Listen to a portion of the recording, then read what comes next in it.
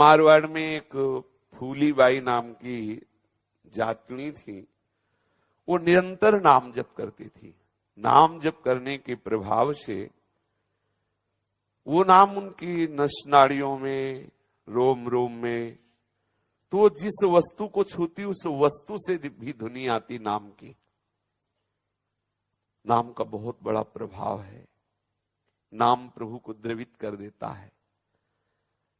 देखो, उपासक के हृदय की दशा होती, जब जो दशा आती वहां कोई समझ काम नहीं करती। एक होता है समझ कर, एक होता है दशा में बोलना। तो जब जैसी दशा है उसका स्वाद केवल लेते रहिए, कहीं उसमें तर्क प्रश्न नहीं हो सकता। जब ये दशा आती ना तो कुछ अच्छा नहीं लगता। जैसे ग्वारिया बाबा 20 वर्ष हो गए भजन करते हुए, जब देखा कि यार जो है इतना मान किए अपने को बड़ा समझता है कि आज तक नहीं आया, बंद कर दिया भजन, नहीं करेंगे। अब देखो भजन बंद होने वाला है, नहीं करेंगे भजन। तू अपने को बहुत बड़ा समझता है, मेरे बिना तेरा काम चल जाता है तो तेरे बिना मेरा चल जाएगा। ये भजन नहीं हो रहा और क्या हो रहा है? तेरा मेरा, प्रभु का सतत चिंतन। जो मिलता माला छीन लेते। बिल्कुल भजन मत करो, बहुत निर्दयी है, नहीं आता है।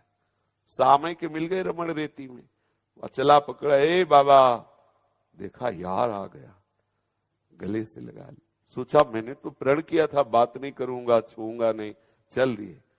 ठाकुर जैसे वात्सल्यमयी माँ का आंचल पकड़ करके बालक चलता है, ऐसे बाबा का आंचल पकड़ करके ठाकुर चल रहे थे। अरे यार ग्वारिया, काहे को नाराज होता है? बोले इतने दिन हो गए तुम्हारे लिए भजन करते हुए, तुम आए नहीं। तो आप कहते कि आपके अंदर इतनी तड़पन नहीं थी मेरे लिए, अब तड़पन आ गई ना, अब जब कहोगे तब हम आपको दर्शन देंगे। आप ही तड़पन देते हैं।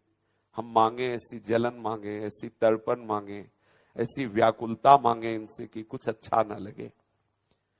जब निरंतर नाम जब चलता है तो संतों में देखा गया है ऐसा। हमने वाराणसी में एक माई को देखा कि उसके ओम प्रणव मस्तक में प्रकट हो गया था। दूर से देखने पर दिखाई देता था जैसे घमोरियां होती ना, ऐसे प्रणव, स्पष्ट प्रणव। और वो एकांत शांत बैठे भजन में डूबी रहती थी। बड़े बड़े संत उनके दर्शन करने जाते थे। अपने हित धाम में पूज्य श्री स्वामी शरण जी महाराज थे, उन्हीं का वो सब हित धाम है। तो इतना राधा नाम जपा था कि उनकी त्वचा में राधा नाम अंकित हो गया था। ये सब बहुत दिनों की बात नहीं, कुछ समय की ही बातें हैं। जब नाम खूब रटा जाता है ना तो दशाएं बदल जाती हैं। एक बावरापन हृदय में चढ़ता है, कभी अत्यंत प्रियता होती है, कभी अभी अभी भगवत मिलन हो रहा है और थोड़ी देर बाद ऐसा ही अनुभव होगा कि कभी मिले नहीं, मनो कबहू मिले ना। हाहाकार मच जाता है, चिल्ला चिल्ला के रोता है, कभी उनसे लड़ता है, कभी हंसता है, कभी नाचता है, कभी गाता है, ऐसी भाव। तो वो जब दशा आएगी तो आपको लगेगा कि पूरा जीवन हो गया, बेचारा जलता रहा, कुछ मिला नहीं, ऐसा लग सकता है। लेकिन वो दशा होती, कुछ क्षण के लिए दशा होती, यही देते रहते हैं। हाँ, निस्दिन मिले ही रहत, मनो कबहू मिले ना। नाम का उनका ऐसा प्रभाव था, जैसे जनाबाई के लिए आता है कि कंडा थापती थी तो कंडे से भी बिट्ठल बिट्ठल निकलता था। तो वो जो थेपड़ी थापती थी उसे कोई चुरा के ले गया। तो फूलीबाई जो जाटनी जी थी वो चोर को पकड़ लिया और कहा ये मेरी थापी हुई है। तो कहा ऐसा क्या? तो उनका कान में लगा के देखो तो उसमें राम राम आता होगा। वो राम नाम की जापक थी, जैसे जनाबाई के कन्नों से बिट्ठल बिट्ठल निकलता था। तो जो चोर को पंचायत में ले गए, उसने कहा कि ये मेरे हैं। तो फूलीबाई ने कहा कान में लगा के कंडे को देखो, जिससे राम राम निकले वो मेरा होगा। सब सभा में देखा गया, कान में लगाती तो कंडे से ध्वनि निकलती थी राम राम राम, जिससे कबीरदास जी ने सुना स्वयं जनाबाई के कंडे को कान में लगा के, तो उससे निकल रहा था बिट्ठल बिट्ठल बिट्ठल। इस बात से उनका बहुत यश होने लगा, फूलीबाई का बहुत यश, बड़ी महिमा।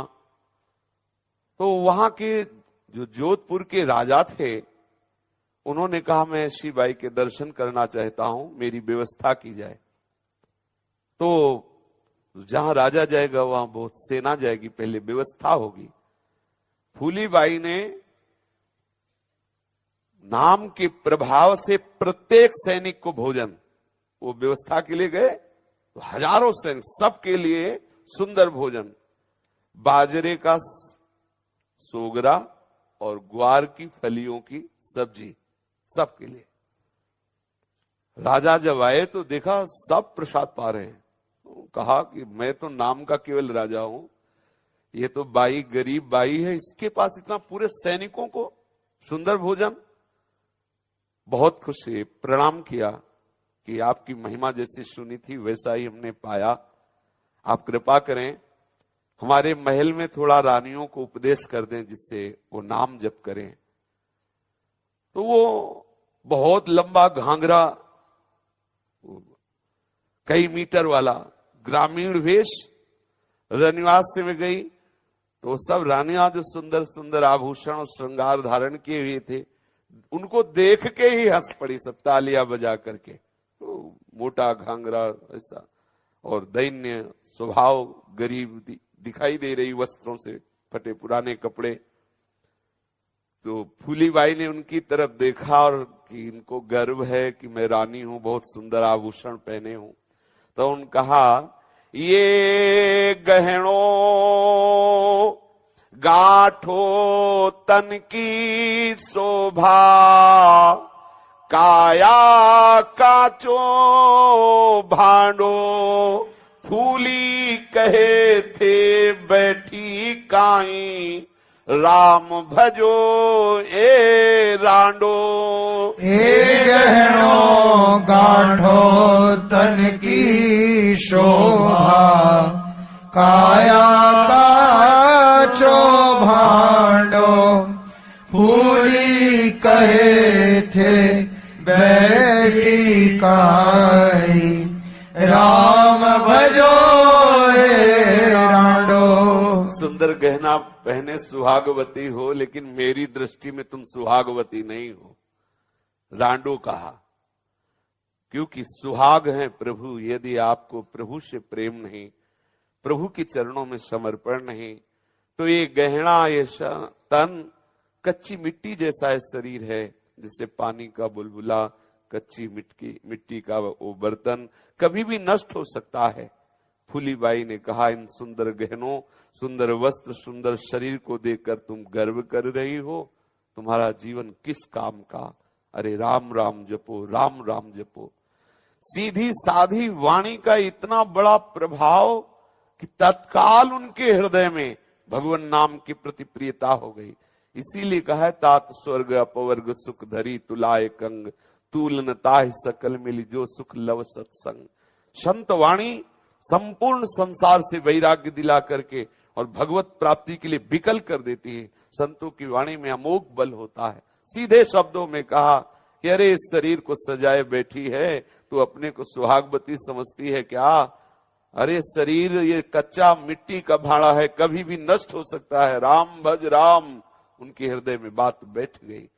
संपूर्ण रनिवास में कीर्तन और नाम ध्वनि हो। राजा देखकर आश्चर्यचकित हो गया कि भक्त का कितना